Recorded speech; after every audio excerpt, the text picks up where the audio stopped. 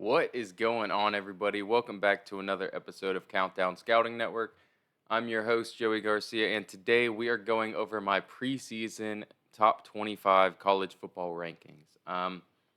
So we'll start out with a bubble watch. I have 10 teams that did not make the top 25 that I am interested in watching. Um, and again, these are prediction rankings after this week, after the next week. I'm not going to base teams, uh, strength on their record. Like if South Carolina ends up beating UNC the first week, I'm not going to automatically throw them up to number 20 because they beat the top 16 team. These are preseason rankings; they don't mean anything. So we won't even re-rank any teams until week 4. Once we get about 4 weeks of actually seeing teams and seeing who's frauds and not. So everyone that's in this top 25, they could end up not being in it at the end of the season. So, or excuse me, at the next time that we re-rank. So let's go ahead and get started with some of the bubble watch teams. We'll start from the bottom because that's the way we're going to do it the whole way up. Starting with UCF. They hit the transfer portal hard. Gus Malzahn is recruiting fairly well. He's not recruiting great, but he's recruiting, top 20, top 25 classes every year, which is great for UCF, especially with them being in a hotbed of fast talent right there. And then I had to give him some love because John Rice Plumlee is a really good quarterback, or a really good college quarterback, and I think they're going to go as far as he takes them. So I think they deserve to be in here. Next, we got Nebraska.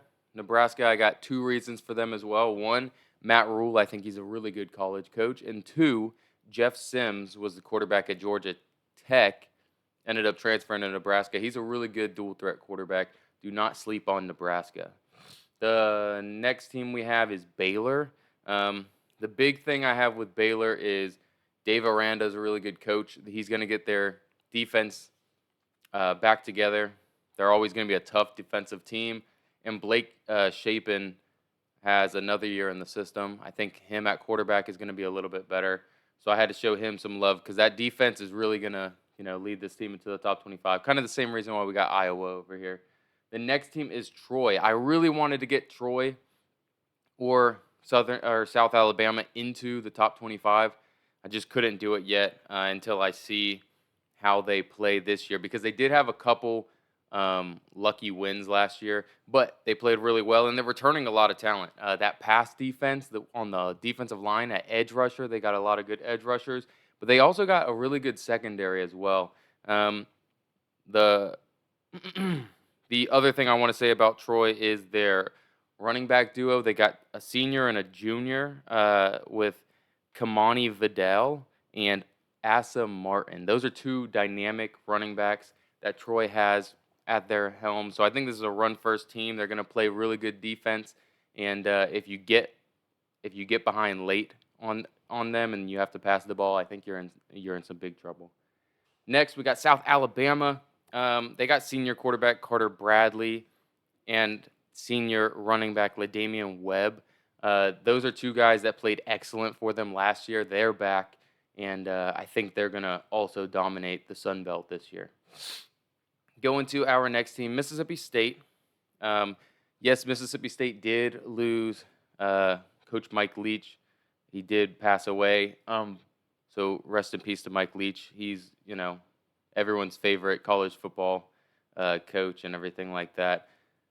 But Will Rogers in this system is really good. They're keeping the system. I think they're tweaking some things with the new offensive coordinator, but it's still an air raid system, and Will Rogers is finally getting comfortable in it. I think this is his third season in it, and he's a dynamic runner as well as passer. So I think he is going to be a dark horse for the Heisman. I would put him up there, and that's basically the reason why I have them on Bubble Watch. Another Bubble Watch team, a team that no one expected last year to do what they did, Kansas, and that's because of Jalen Daniels. He ended up at the end of the season suffering, I believe, a knee injury. I think he's back and better than ever, though, and do not count them out. They are a scary team this year. Next team, I wanted them in the top 25, and I just really couldn't do it. These last few teams Can be interchanged, but South Carolina is such a up and down team. I didn't want to put them in my top 25 yet. I just wanted to give them the respect and put them on bubble watch. Um, you know, that D line's nasty, but what is Spencer Rattler going to do? If he is the Spencer Rattler that you had against Florida and Tennessee and Georgia, that team's going to be pretty good.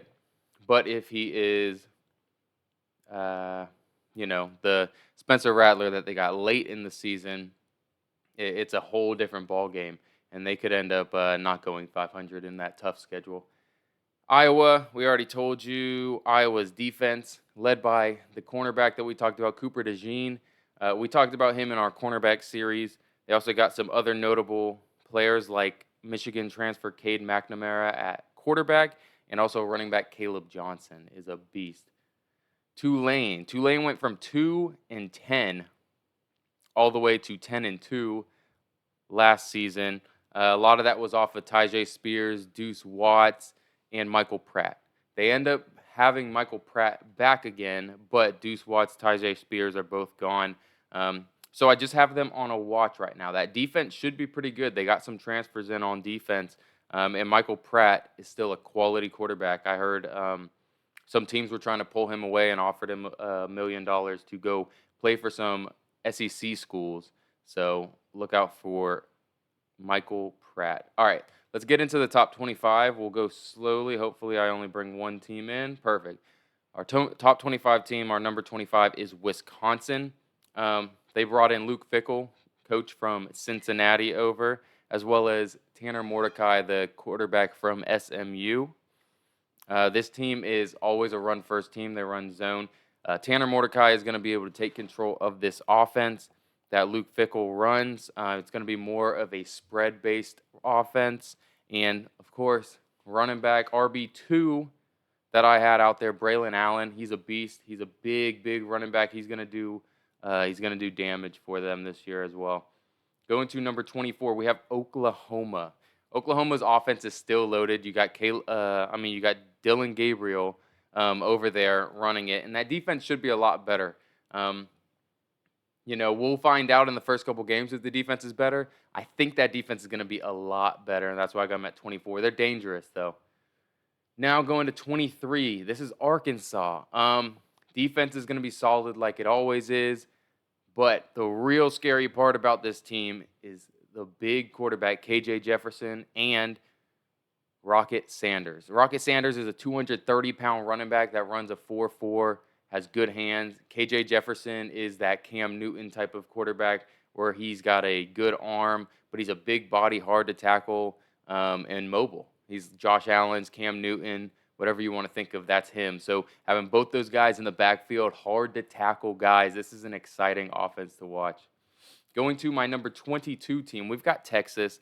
Every year Texas is back apparently, and they always, fall flat on their face. I think this year is going to be different. I don't want to say that though, but they should be loaded. Is Quinn Ewers going to step up at quarterback? He looked good against Alabama last year before getting injured. They got a reload at running back, but I think this team should be decent this year. And again, it's their last year in the Big 12. They're trying to win that thing. Next team we have at 21, Oregon State. Oregon State with DJ Uiagalelei and the offensive line. The offensive line's good. Joshua Gray is there. We highlighted him a little bit in our offensive line preview. And DJ Uiagalelei, he's just got to not turn the ball over like he did at Clemson. And I think he's going to do fine. They also got a really good running game. Damian Martinez was Pac-12 all-rookie team last year, so he's going to be a sophomore this year, and I think they're going to lean on him heavily. Going to number 20, we have Kentucky.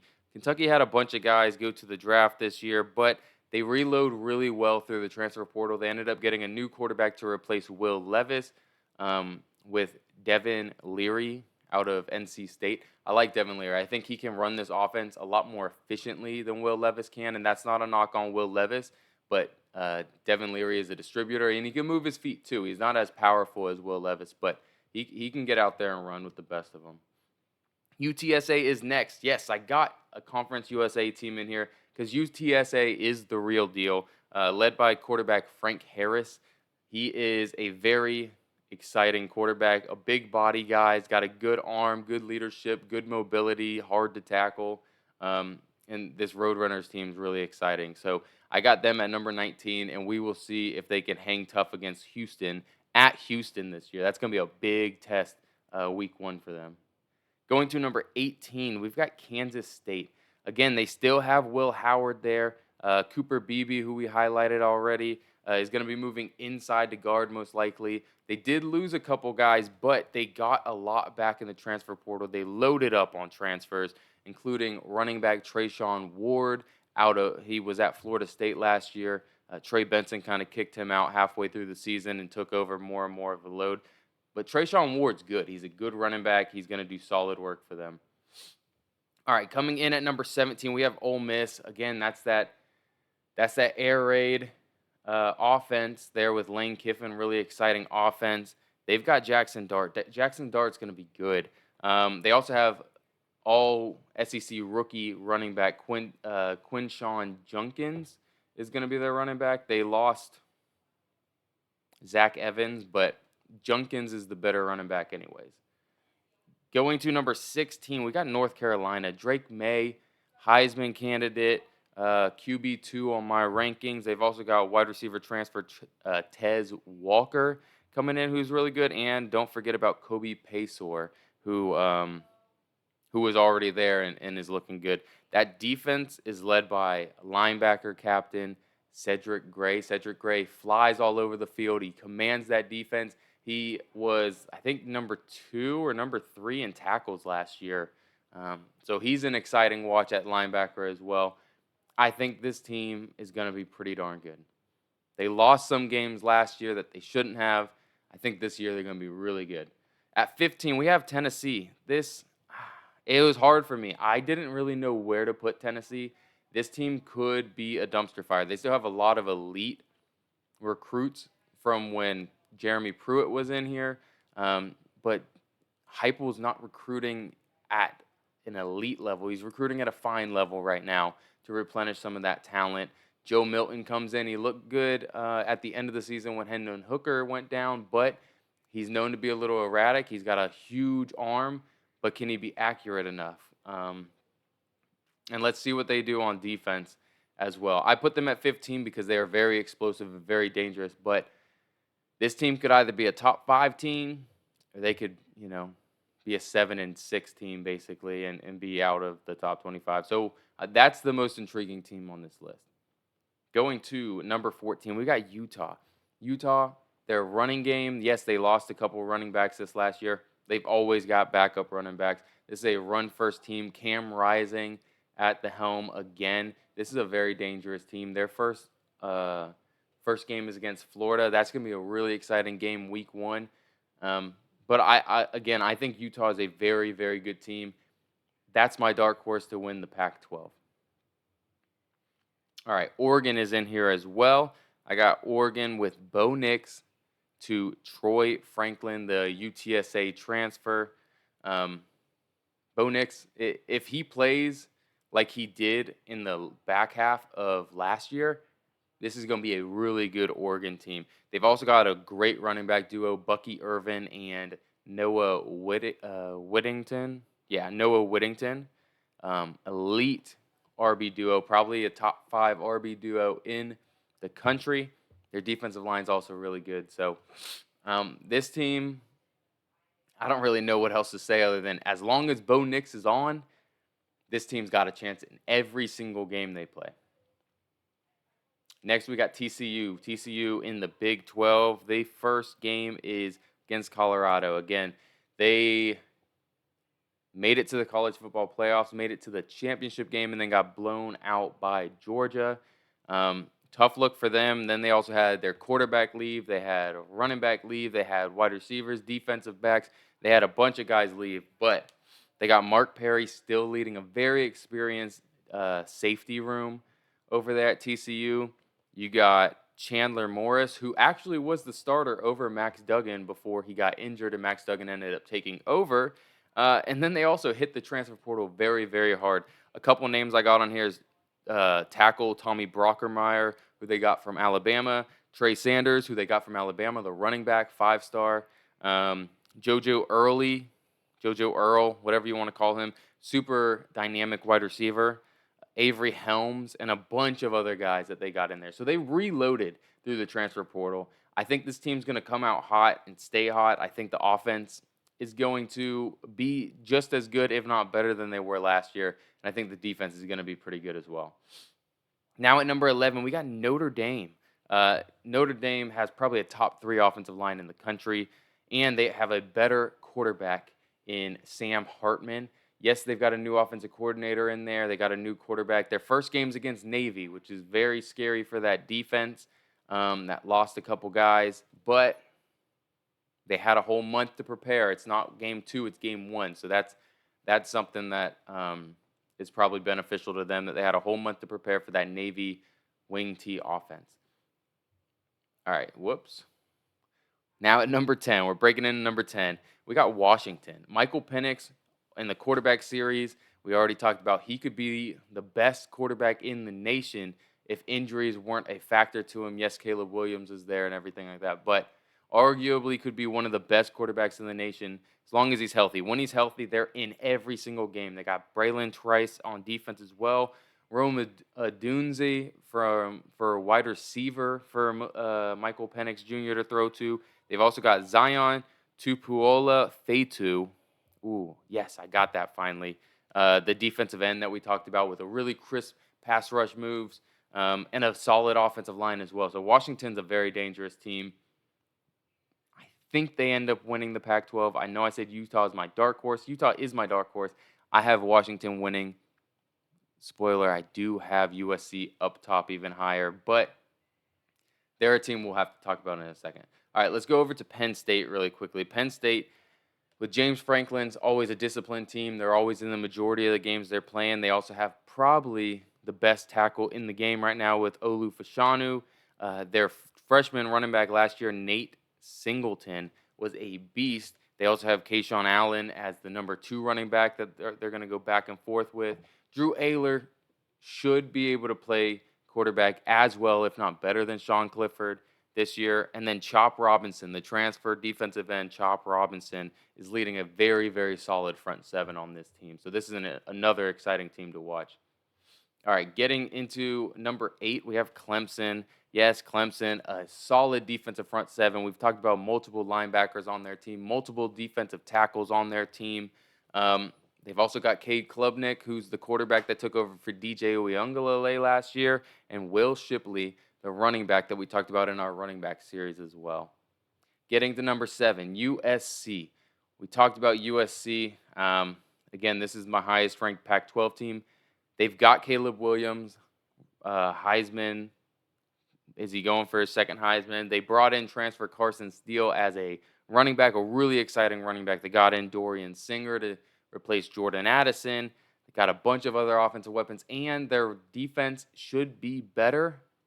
But are they going to be better? That's what I want to know. I have them up here because I think the defense should be better. But if they are not, Washington's coming for you guys in the Pac-12. All right, number 6, Alabama. This is the lowest I've had Alabama ranked in a long, long time. They should be solid on defense. They don't know who their quarterback is going to be. Their running back room is solid, not great, and they're going to rely on the run. So, solid defense and the run, old school Alabama. Does it work in the new age? And it's not, you don't have a Derrick Henry, a Mark Ingram there. You don't have a Najee Harris, a Josh Jacobs. I could go on and on and on about the running backs. They don't have one of those right now. They have McClellan is one of their guys, and then they got a couple 5-star freshmen that they're also trying to work in there. We'll see if one of them is a stud, but right now it's looking like they aren't. Going to number 5, LSU. Yes, LSU. Week 1, they're playing Florida State, which I have as my number 4 team, so we can talk about both of them right now. This is going to be a very exciting game. LSU is loaded. Ed Orgeron did a good job recruiting when what's his name came over.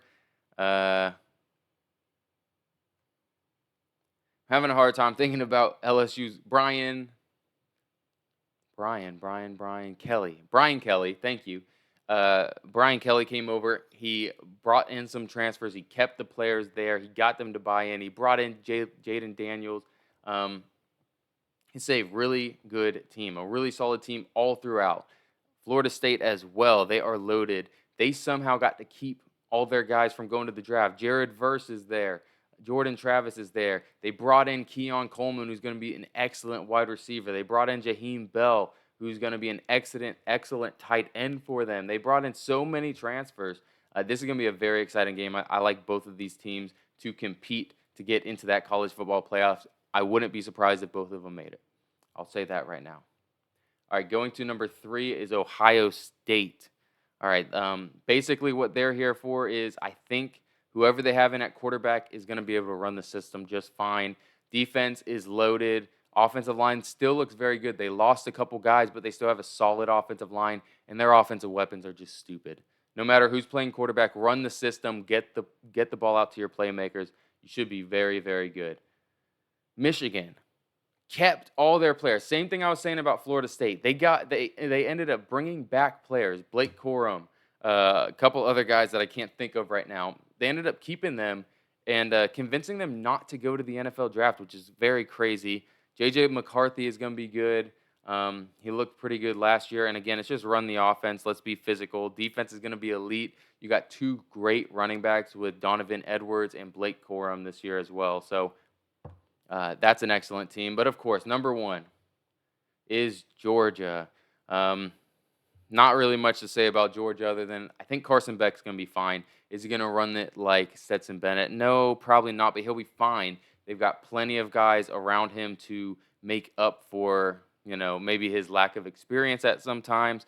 But they have probably the best offensive line they've had in the last 20 years right now. So this is a very elite team. They might have some bumps in the road with trying to replace some guys. I know their projected starting running back just tore his Achilles and is going to be out for the season.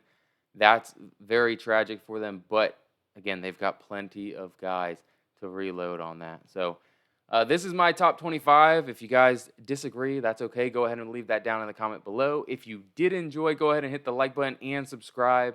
And I will see you guys in the next time. Peace.